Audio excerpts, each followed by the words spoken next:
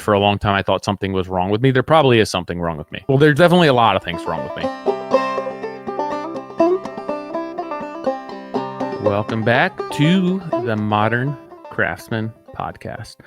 So today, Nick and I wanted to do something that was a little bit different. Over the years, we have had so many of you join us at different points along this journey. Some of you have been here since the very beginning. Others may have just recently stumbled upon us. And the truth is, we are not certain when you hopped on board the Modern Craftsman train. So we thought it was time to slow down, take a step back, and give you a little more of our story, who we are both personally, professionally, what makes us tick, what drives us, what challenged us along the way, and even some of the fears and frustrations that we still grapple with today. Our hope is that by pulling back the curtain, you not only get to know us a little bit better, but also understand what makes this podcast unique, why we care so much about these conversations. At the end of the day, Nick and I are builders, like many of you, figuring it out often as we go. And sharing that journey is what the Modern Craftsman has always and will always be about. So I came up with 10 questions, some of them multi-layered, some of them straightforward. But the goal was really to take a deep dive into myself, into Nick, and again, pull back that curtain so you guys can get a better gist of who we are, not only as business owners, as the Modern Craftsman, TRG Home Concepts, and as builders, but who we are as people. So I have gone through these questions, but I did not craft responses to them because I wanted to be off the cuff. I didn't want to curate my answers as much. So I may stumble upon my words some. It may not be as smooth as I would want it to be, but I'm going to think carefully about all the answers to these questions and hopefully give you some authentic insight as to who I am, and hopefully Nick does the same, who we are as people. So the first question is, who are you at your core? How would the people closest to you describe you? I think that this has gone back a long way, but I can be very intense. I'm very focused. I'm very driven. I am typically going 110 miles an hour or 0 miles an hour. There's not much in between. I think the people closest to me often describe me as being driven and settling for really nothing less than my best, whether it be construction, riding my dirt bike, wrestling growing up, being a father, performing trades, whatever it is. Typically, I want to be the best that I can be, and I generally am not happy if I don't meet my full potential. So I can be very difficult to please. I can be difficult to please as a husband, as a father, as an employer, as a business owner.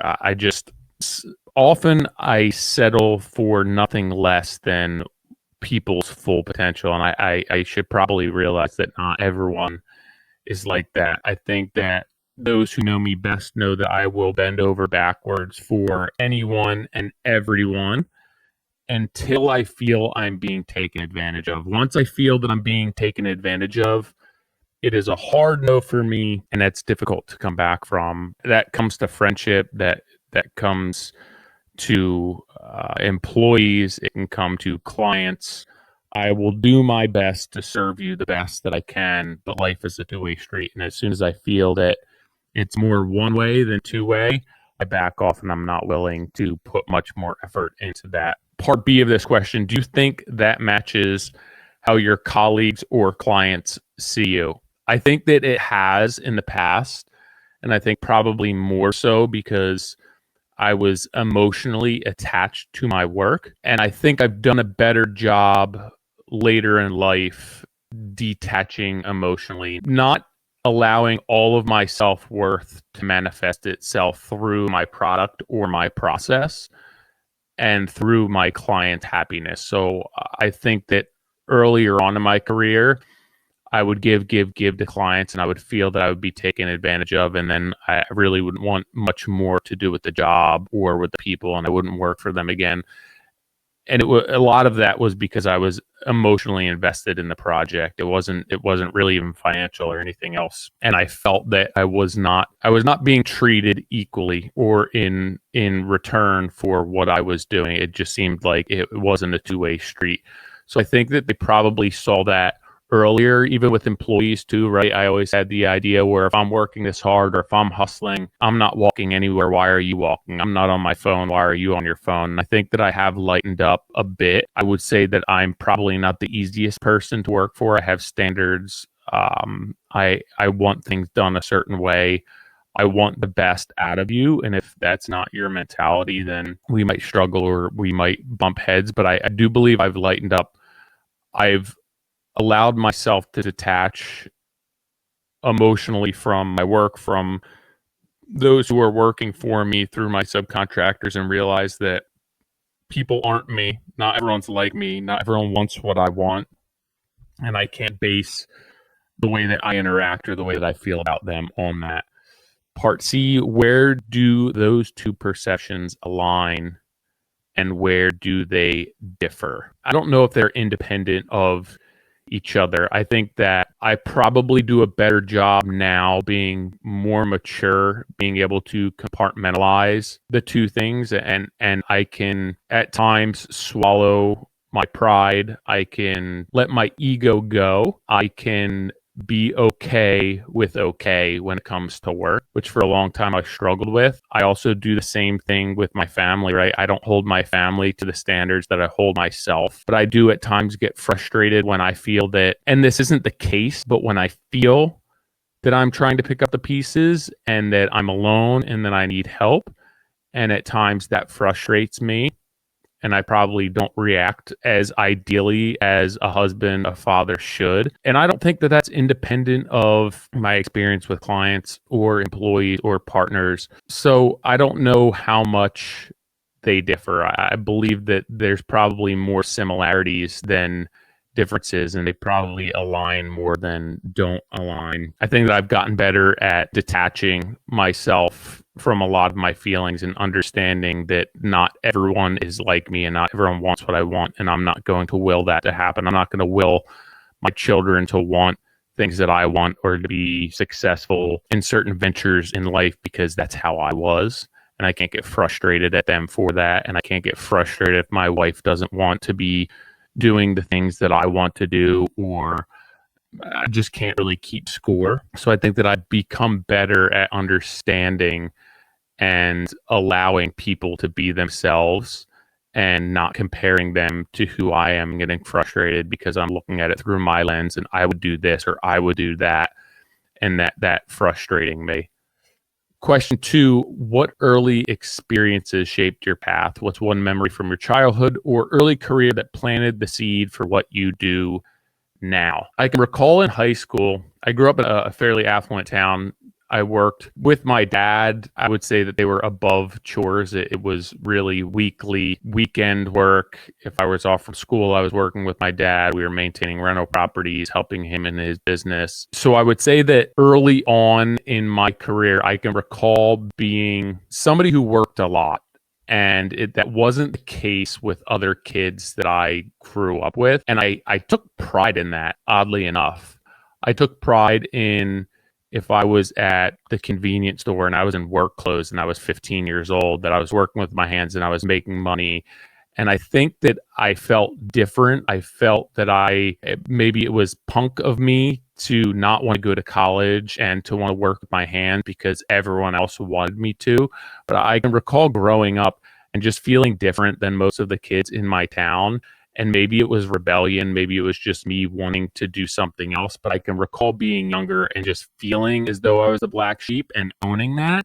For my younger adolescence, I think that I was embarrassed of it. But then when I got to be 16, 17 years old, I embraced that a little bit more. And I think that was probably the first time, 16, 17, where I can recall, I like this. I like working with my hands. I enjoy the manual labor. I enjoy building things. Did you always know this was the direction, or was there a turning point that made it clear? I just had this conversation on the Adaptive podcast. I wasn't overly ambitious. Not that I didn't have direction, but I didn't know where I wanted to land. I always worked hard. I always tried my best. I was always going and giving everything 100%, but I just didn't know where that 100% was headed. When I was 17, 18, 19, up till 22, I didn't say this is what I want to do for a living. I wasn't chasing anything. So I think that I wound up in construction somewhat by proxy, somewhat by the path of least resistance. It was probably an easier decision for me to go down that road than to make a massive life change after I just spent all of this time and money and college in the construction field. So I think that in hindsight, it was the easiest decision for me, but it wasn't as though I had this life longing to start my own company and work for other people. It actually scared the shit out of me thinking about it. And I wasn't sure. I wasn't sure when I started my company how I would go meet with clients and how I would answer questions for them, and how I would interact and engage with them. I would be confident in the work, but I didn't know how to interact and engage with people. And that was really scary for me. Who were the people you admired or looked up to that influenced this path? It's tough. Honestly, not that long after I started my business, I saw what Nick was doing online and what he was doing with his marketing and the work that he was doing. There was a bunch of people I followed online, on Instagram, on Facebook, on Contractor Talk. So it was people that I saw what they were doing. I looked up to. I liked their business model. I liked the work that they were doing, but I didn't necessarily know them. And that was one of the reasons why we started the podcast, is that I didn't have a ton of people in my life that were doing this, but I had the experience that I could look up to them in person. So Nick is a huge one. Nick's somebody who's inspired me for a very long time to do what I'm doing, and to try my best and do my best.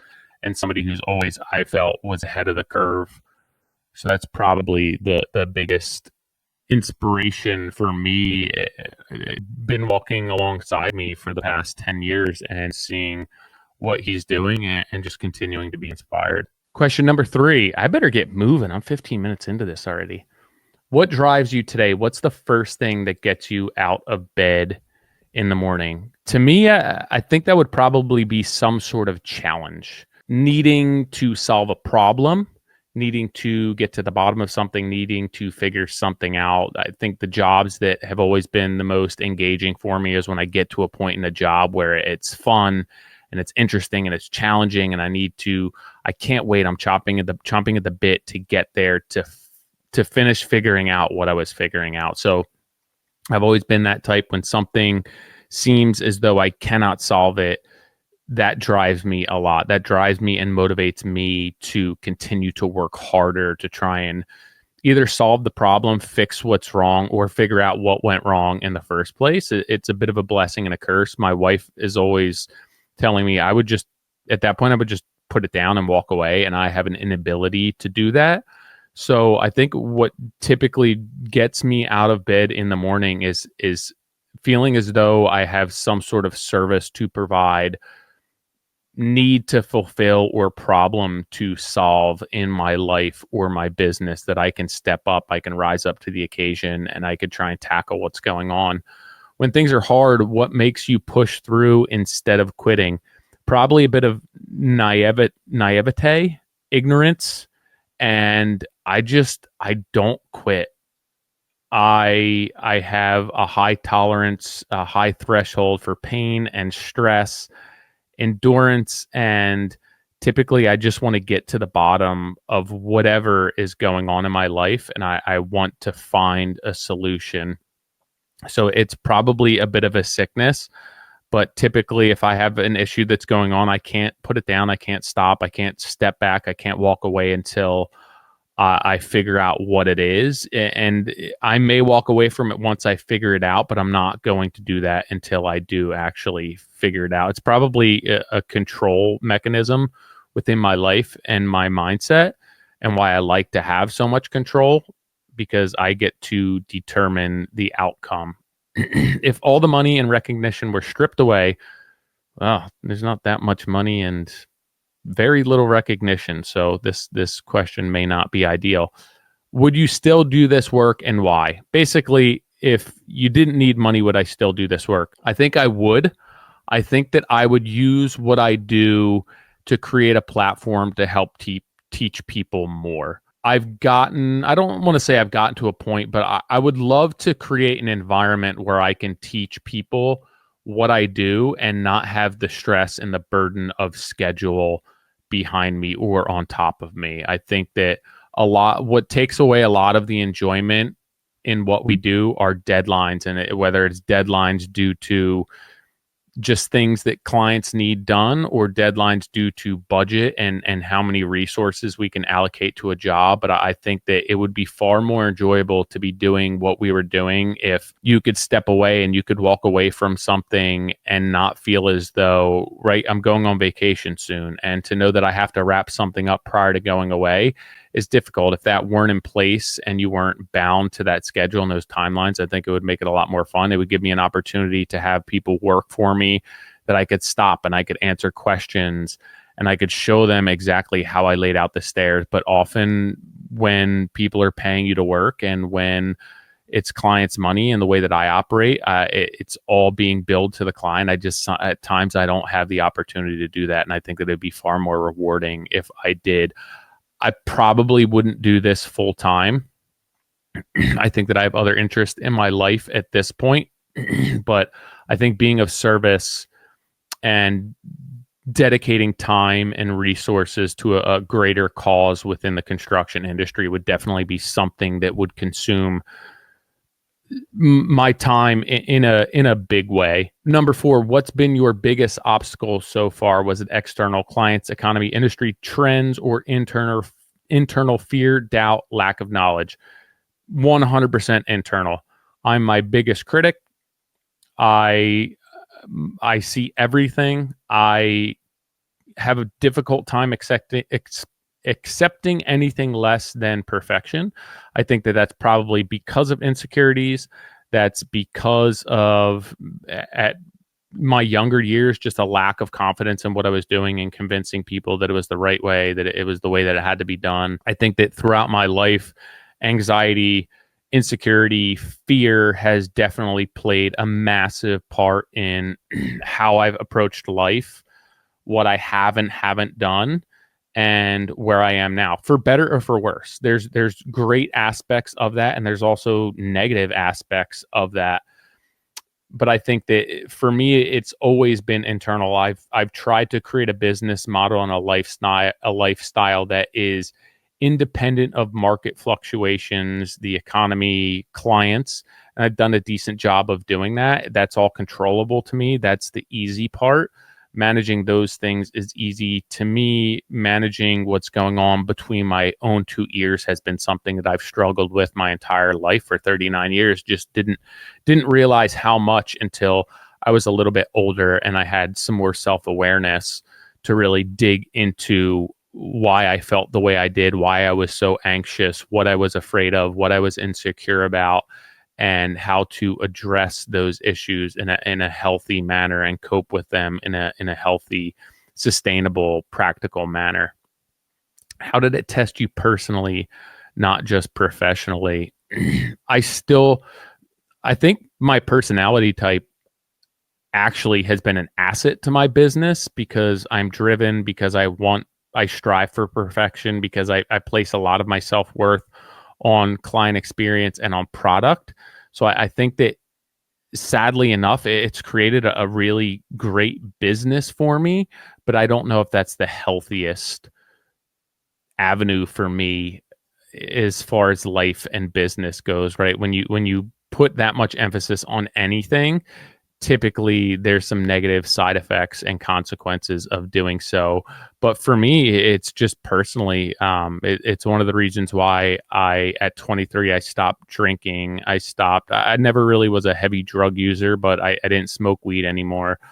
And I started to figure my life out because I was meeting with therapists, psychiatrist. I was anxious. I was afraid. I was a shell of a human, and I didn't know why. And I was getting on trying different medications, and I think most of it was just uncertainty of where I was going to be in life and what my direction was and everything else. And I realized that going out and partying and drinking was really counterproductive and counterintuitive. So at 23, I decided to give all of that up and focus on mental health and physical health. And it's been a journey, and I'm far from perfect. And there are, if you want to look up to somebody or get the insight of somebody, there's probably far better people to provide you with insight and knowledge when it comes to those type of things. I can only speak from my experience, and I haven't always walked the walk that I should. It's a daily, it's progress. It's not always perfect progress, but it's progress, and it's been 16 years of progress. I'm in the best place that I've been now in my entire life, and I hope that that trajectory continues. But for me, it's always been the personal aspect, and that's where it's taken the biggest toll on my life, has been personally, how I am able to communicate with people, how I treat people, how I feel just internally on a daily basis. It's not always happy. Stress can become overwhelming. So it personally, it's been affected way more than professionally. Looking back, would you have handled it differently? That's a tough question. And I understand it's a hypothetical.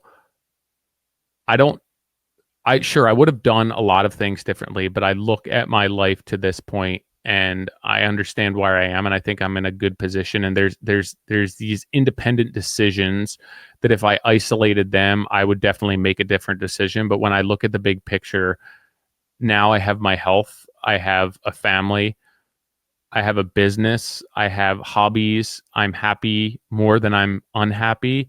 And if I had a crystal ball and you could have told me at 39 I would be where I am and things would be just so, yeah, I would take it. I do all the same things over again. Again, that being said, there's definitely shit that if you were to isolate them in the grand scheme of Tyler's life, I would definitely not do again. 100% not do again. Question 5, what's a professional success you're most proud of? Was it a specific project, business milestone, or something less obvious like building a strong team? I think being self-taught, that's always, it's been very gratifying, very difficult. I don't know if I would do that again, but I can say that I've retained a lot. I've learned a lot. I've learned through mistakes. I've taught myself more than and have more stake in what I'm doing because of it. I also think the opportunities I have with my partnerships and with companies like Fine Home Building, Loctite, Anderson Windows, the podcast, all of those, to me, I can lose sight of that. And I can look at the 23-year-old Tyler doing handyman stuff, and I wouldn't believe where I am today. I think that that's probably what I'm most proud of, that I've taken my small business, who has a very small footprint and not much opportunity to impact those in this industry on a great large scale. And I've done that through the podcast, through partnerships, through my social media, through working with companies and brands, and it's all been authentic. And I would say that that's what I'm most proud of. And that I'm not a huge believer in legacy, but when you look back on it, the amount of people that I've been able to impact or help in a positive manner. How did it change how you saw yourself in your business? I think validation, and it created more self-confidence and trust in my numbers, trust in my credibility. When speaking with clients, it was very validating for me, even working with Fine Home Building, the opportunities that I have there. It's always been validation, and created a lot of self-confidence for my personal self, but also my business, and interacting with the people the way that I do. It's gotten me outside of my comfort zone, which is created what I would feel a more dynamic personality for me, where I'm able to do more than just swing a hammer. Question 6, what about personal success? What moment outside of work has meant the most to you? Having children, obviously marrying my wife, creating a family, riding my dirt bike is like a major outlet for me where it really helps me mentally. But having children, literally from the moment Selby was born, my life changed completely and utterly, and it's been difficult, and there's been challenges beyond what I could measure, and I think that we have it pretty good. But I can recall Selby being born and immediately thinking to myself, I need to get my shit together. I need to change. I need to do better. It's not just me now. And the emotional impact of having kids is, it's you have no opportunity to be selfish. You have no opportunity to be lazy. You have no opportunity, or I guess you have opportunity, but there's no reason to set a poor example for your children. You have all the opportunities in the world to create strong, independent, well-mannered, hardworking children and leading by example. And that's something that I'm most proud of as a father, right? Even as simple as not drinking, one of the main catalysts for me not drinking, other than for myself personally, but something that drove it home and reaffirmed my decision, is my children will never, ever, ever see me pick up a drink, have a sip of alcohol, smoke weed, smoke cigarettes, anything. So if they choose to do that at some point in their life, if they choose to drink and then get in a car and drive, they cannot use me as justification for doing that, because they will never see me do that, and I will never serve as an excuse or something that they can justify their actions because of something that they saw me do. I never have to have that conversation with, hey, I only had one drink, that's why I can drive, right? I will never have that conversation. And that's a huge success for me, and that means a ton to me to be able to create and set that example for my children. Did it change your priorities or the way that you view your work-life balance? I think at first it was all buzzwords, and I said that it did, and I said that I was doing it for my family. I said I was doing it for my kids and my wife, but at the end of the day, it was just about me. It was about my ego. It was about what I wanted, and I think I fooled myself for a really long time that I was doing this for everyone else, but deep down, it was for me. It was what I wanted to do. It was 100% TRG was what Tyler wanted. And it came at the expense of my free time, my mental health, my physical health. And it wasn't, if you would ask my wife or my kids, hey, would you rather him around or him doing this? It wasn't really making me happy, but I was driven to do it. Like, it was all just for me. So I think it took years to understand that and push my ego aside, or drown my ego, to be honest, to understand what work-life balance is, and really to prioritize and to put my family and my responsibility as a father first. But I didn't understand that. I think I just said I did and use it as an excuse to continue doing what I was doing.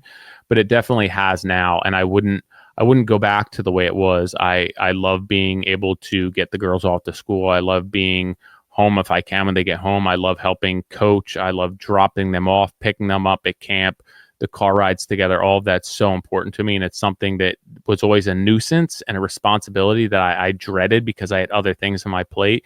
And I've created a lifestyle now that those are the things that I really look forward to. Question 7, what's your biggest failure and what did it teach you? Can you share a time when you felt like you were at rock bottom?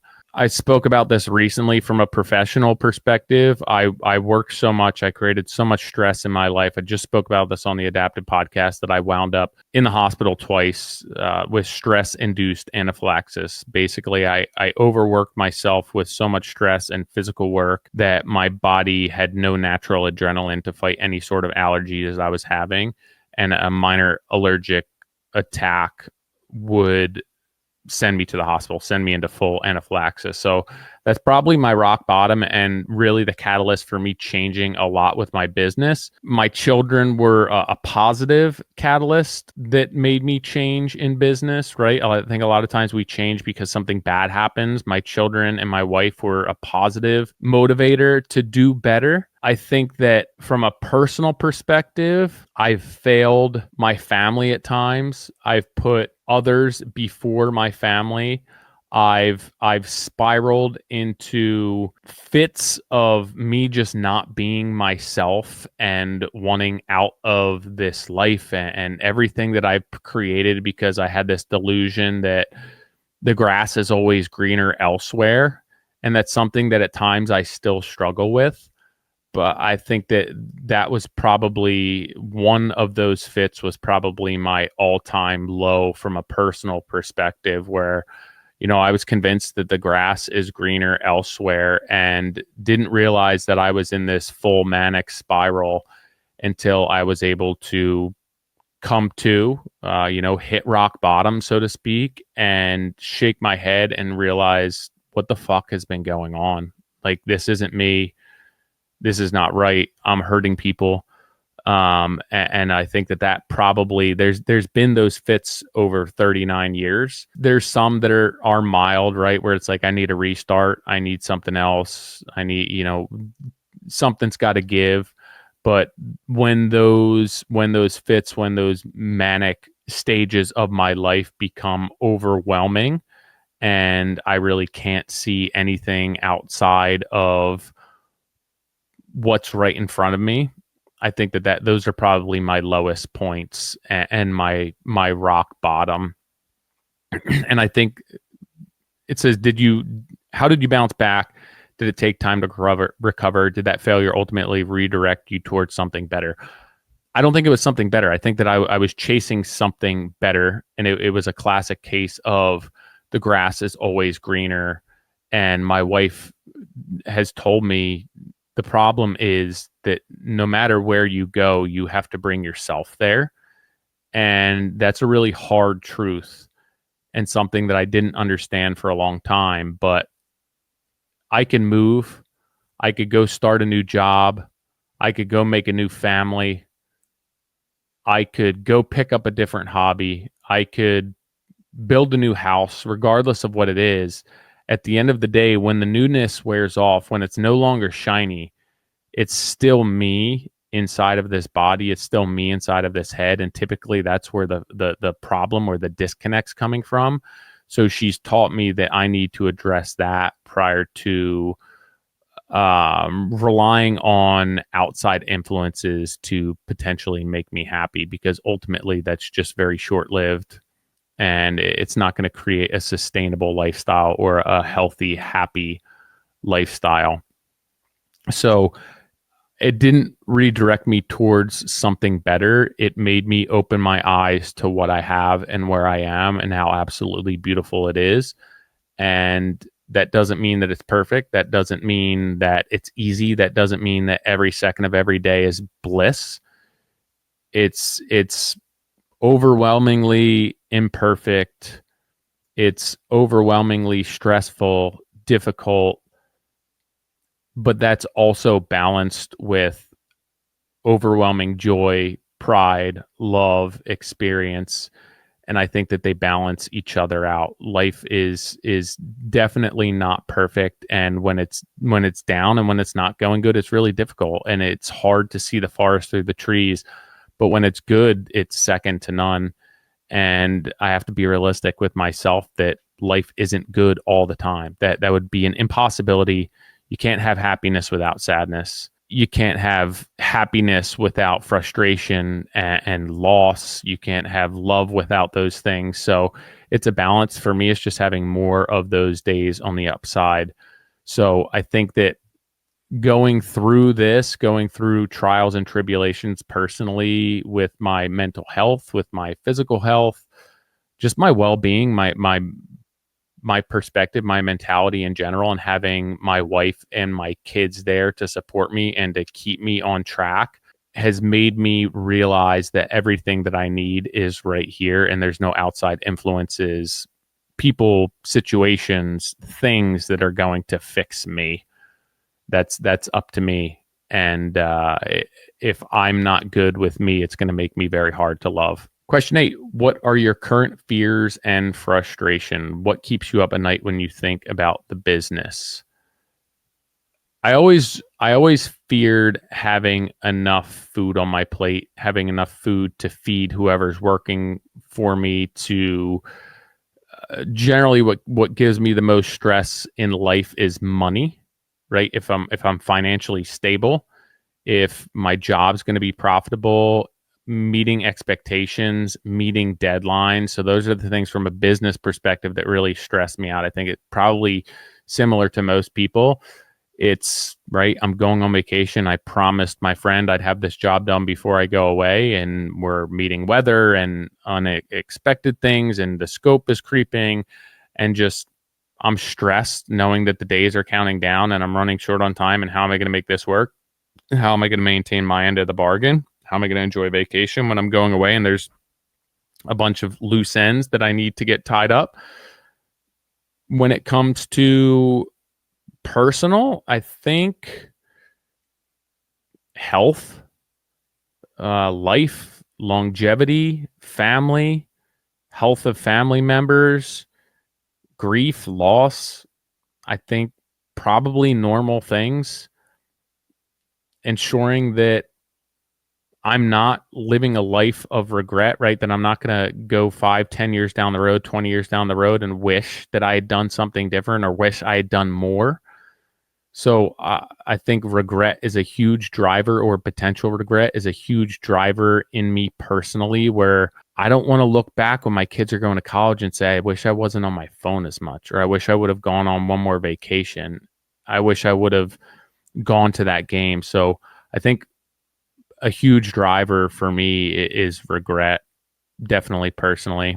Are these fears bigger now than they were when you started, or have they just shifted? That's a interesting question. I don't know if I know the answer to that. I think they're just different. It's just like anything else. On a job, when I don't know, maybe it was 5, 7 years into business, I was working for a pretty well-off couple in a nice house, and it was so far from what I knew of life. And I was talking to my plumber at the time, and he was an older gentleman, and I was probably 28. He was probably 65. And I said, it must be like nice to be these people and not have to worry about money. And he said, no, these people worry about money just as much as you worry about money. There's just more zeros at the end that they worry about. So I think that the fears are just different. I think that there's things that scare me now that are probably bigger, but realistic. I just have more life experience. There's things that used to scare me that don't scare me anymore.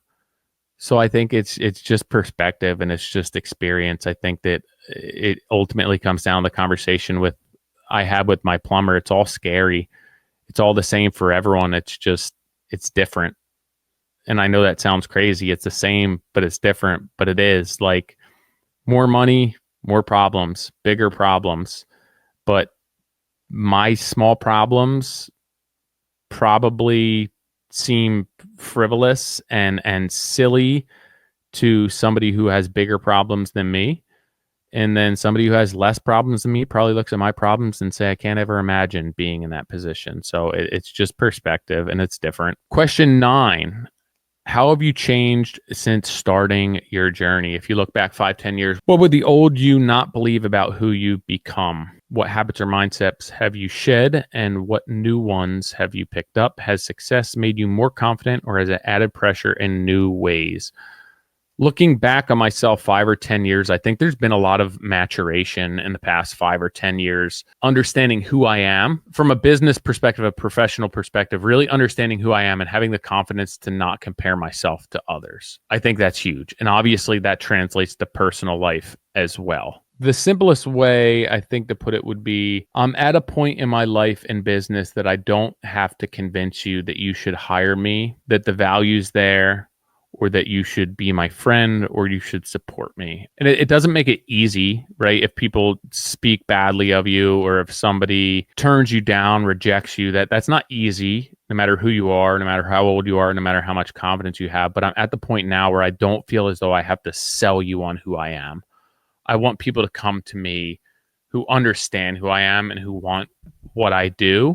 So from a business perspective, I think obviously that translates to personal and lifestyle as well, right? I understand that there's just certain things that I don't want to do and certain positions I don't want to put myself in. And I'm not an extremely extroverted person. So like I'll joke about it, but I don't want to go to the party with all of the people. And I don't want to make the small talk, and I don't want to go socialize all the time. And for a long time, I thought something was wrong with me. There probably is something wrong with me. Well, there's definitely a lot of things wrong with me. I'm okay with that now. And I'm okay with joking about that because that's who I am. And I own that. I'm okay with being a small belt-on contractor. That's something that the past 5 years, and especially 2-3 years of midweek, that I've owned, and I've become so confident in what I'm doing with that.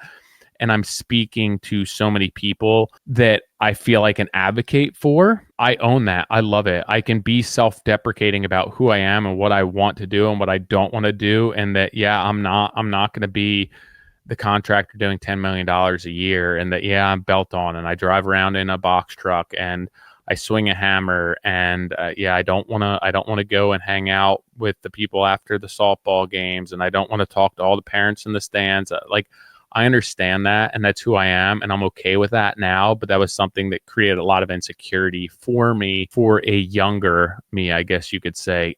What habits or mindsets have you shed? New ones that you've picked up? Has success made you more confident? Has added pressure in new ways? Pressure in some aspects, right? There's things that I do now that are so far outside of my comfort zone that a younger me 5-10 years ago would run away from and cry, absolutely scared shitting my pants that I would be doing those things now, and they've become more normal for me.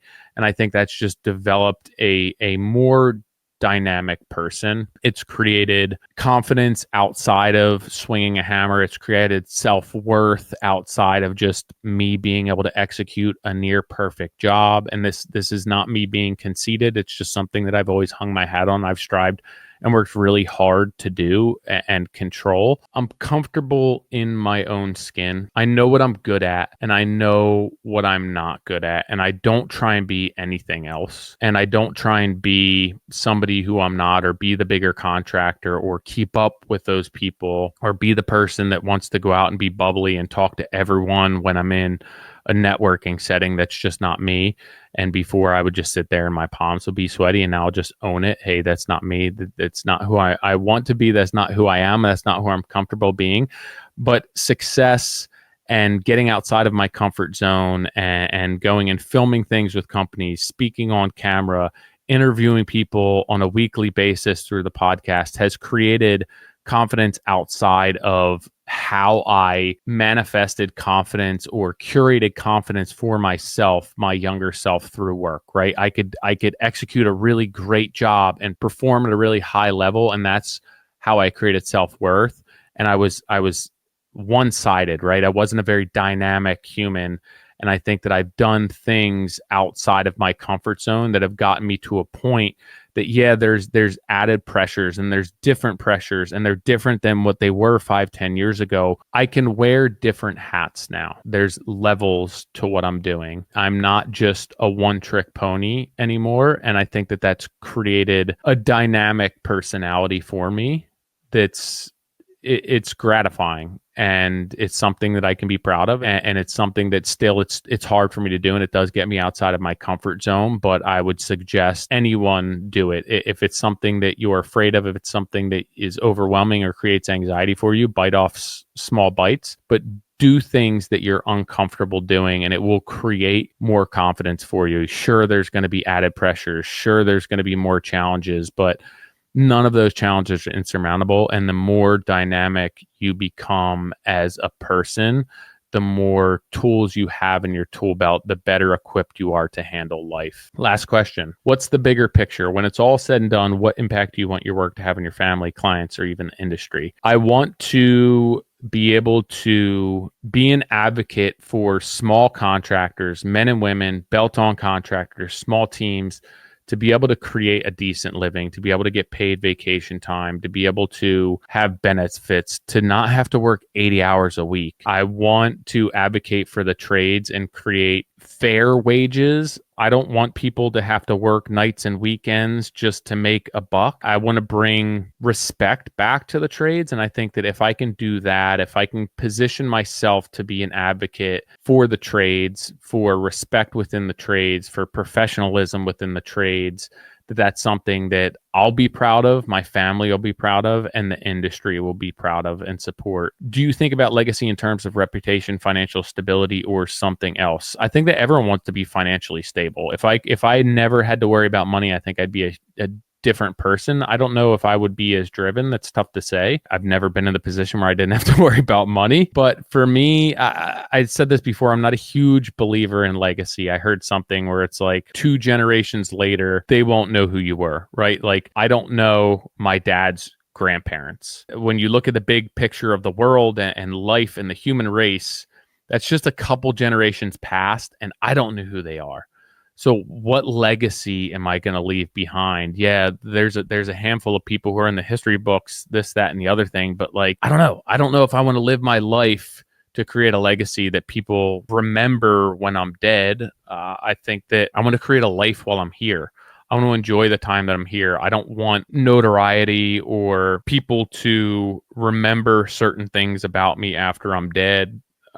So legacy for me is a tough one. I think I'd rather be able to enjoy the fruits of my labor, enjoy the life that I've created with the people that I love while I'm here. But that's a very deep question, and it's tough to say. I would love to position myself where people respected what I did and my hard work was not for nothing, that it created freedom and independence for my family and for my daughters, and that they remember how much time I was able to spend with them and how much I loved them. I think that to me would be far more valuable than leaving behind a legacy in the general sense of the term legacy. What story do you hope people tell about you when you're no longer in the room? Oh man, that is a tough question. I'd like to position myself or create a life that if somebody needed something from me, I'd be able to drop what I was doing and help them. I'd love to be able to teach more, to be able to travel and help people. I would be good with that, right? If that was the story that was told about me when I was no longer in the room, that I was always there. I would always be a rock for somebody to stand on or to support them, and that I'd always be there to help them, support them, guide them. I think that would be a life well lived. That wraps it up. 10 questions. Anticipated that taking way less time, but it didn't. I probably could take 3 times more time. I'm glad that I did it this way. I'm glad that I didn't really script this. It probably was not the smoothest podcast in the world, but I'll tell you one thing. It was 100% authentic, off the cuff. It was what is in my head. It was transparent. It was true. There was no smoke. There was no bullshit. I was vulnerable and I was open and honest with you. And hopefully you know me a little bit better. All right, guys and girls, I appreciate it. Hope you enjoyed this. If you like it, let me know. Catch you on the next one.